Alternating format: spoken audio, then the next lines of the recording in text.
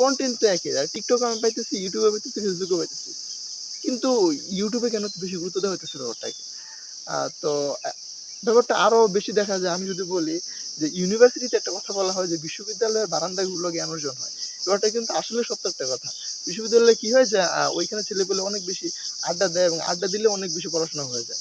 ব্যাপারটা আসলেই সত্য। কিন্তু একই আড্ডা তো গলিতেও হচ্ছে। একই টপিকে হইতেছে। কিন্তু মানে গুরুত্ব দেওয়া হয় না কেন?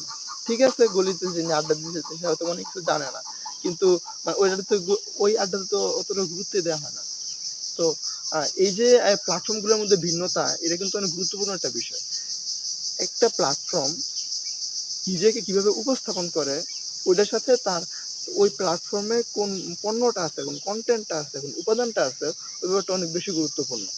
যেমন আমরা যখন টিকটকে দেখি কিংবা আমরা যখন ফেসবুকে দেখি, তখন কিন্তু আমরা এরকম করে দেখি যে এটা জাস্ট অ্যাজ ইউজুয়াল, সাধারণ। আমি এখান থেকে আহামরি কোনো কিছু শিখার জন্য আসি না, আমি এখানে আসছি টাইম পাস করতে আর সময় নষ্ট করতে।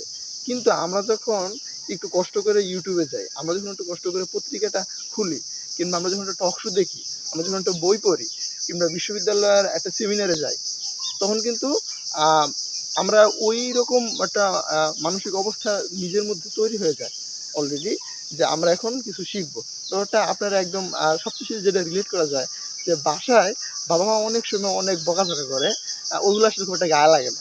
কিন্তু আমরা যখন 500 টাকা দিয়ে রেজিস্ট্রেশন করে একটা সেমিনারে যাই, একই জিনিস শুনি, কিন্তু ওইটা কিন্তু মানে এমন ভাবে আমরা গ্রহণ করি যে হয়তো 6 মাস পরে গিয়ে আমরা টের পাই যে আমাদের জীবন কিন্তু লিটারালি চেঞ্জ হয়ে যায়। তো এই যে এই ব্যাপারটাই, যে একটা কাজ করার জন্য, হ্যাঁ, কাজ ব্যাপারটা অবশ্যই অনেক বেশি গুরুত্বপূর্ণ, কিন্তু এর পাশাপাশি এটা কোন প্ল্যাটফর্মে তাকে উপস্থাপন করা হচ্ছে, কিভাবে উপস্থাপন করা হচ্ছে, এই ব্যাপারটা অনেক বেশি গুরুত্বপূর্ণ।